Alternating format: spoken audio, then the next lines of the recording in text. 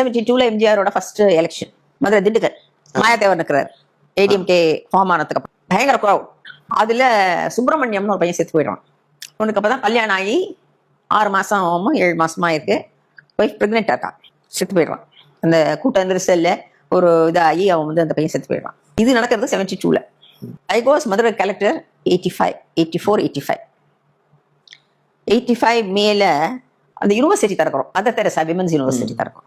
இப்படி போகும்போது நான் சிஎம், காளிமுத்து மினிஸ்டர் எல்லாம் ஒரே வண்டியில ஒரே கார்ல வரோம்.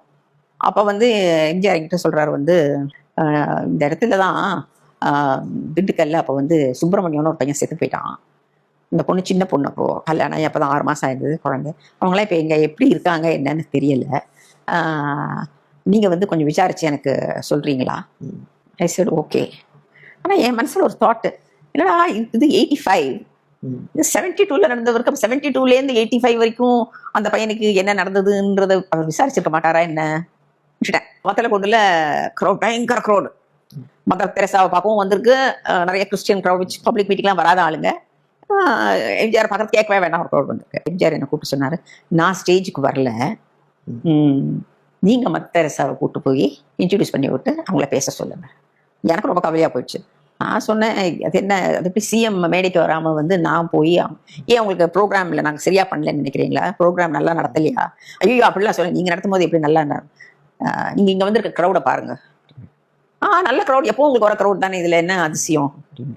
இல்ல பாருங்க, கன்னியாஸ்திரிகள் அவங்க எல்லாம் வந்திருக்காங்க. ஸோ அவங்க எல்லாம் வந்து இப்ப நான் மேடையில வந்தா எனக்கு இருக்கிற க்ரௌட சத்தம் போடும், தலைவர் அழகன்னும், அவங்களுக்கு எல்லாம் அன்ஈஸியா ஃபீல் பண்ணுவாங்க. அவங்க எல்லாம் இந்த மாதிரி வந்து பப்ளிக் மீட்டிங் எல்லாம் வராத ஆளுங்க. அவங்க இங்க வந்திருக்கிறது மதர் தெரசாவை பாக்குறதுக்கு, என்ன பாக்குறதுக்கு இல்லை. அதை அவங்க கம்ஃபர்டபுளா பார்க்கணும். நீங்க இன்னொரு லேடி, அதனால போய் நின்னா அது வந்து அவளை டிஸ்ட்ராக்ஷனா இருக்காது, நீங்க போங்க அப்படின்னா. அதுதான் காரணமா அப்படின்னு. ஆமான்னாரு. நான் மதர் தெரசாவை கூட்டு படி ஏறனேன். அப்போ ஒரு லேடி அங்க நிற்கிறா. அவள் போலீஸ்கார போமா, அவள் சொல்றா சிஎம் தலைவரை பார்க்கணும், அதெல்லாம் பார்க்க முடியாது, போன் போலீஸ்கார துரத்திட்டு இருக்கான். எனக்கு என்னமோ ஒன்று தோணித்து இருப்பான்னு சொல்லிட்டு, நீ யாருமா அப்படின்னு. எங்க தலைவரை பார்க்கணும். என்ன விஷயம் அப்படின்னு. திண்டுக்கல்ல செத்து போன சுப்பிரமணியோட ஒய்ஃப்னு சொன்னா அவருக்கு தெரியும். எனக்கு அப்படியே ஆச்சரியமா போயிடுது. நான் குடுகுடுன்னு நம்ம கையை பிடிச்சி இழுத்துட்டு வந்துட்டு சிஎம் முன்னால கொண்டு வந்து, இதுதான் சுப்பிரமணியத்தோட ஒய்ஃப் அப்படின்னு.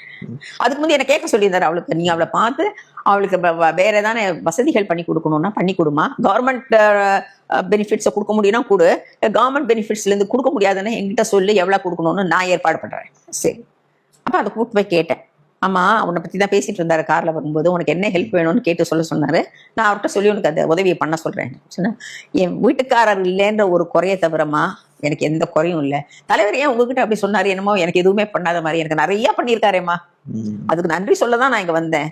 எனக்கு எல்லாமே இருக்கு, என் ஹஸ்பண்ட் இல்லைன்ற ஒன்னு குறைய தவிர எனக்கு எல்லாமே பண்ணி கொடுத்துட்டாருமா அப்பவே. இதுதான் பாருங்க அந்த குழந்தை அப்படின்னு காமிச்சார்.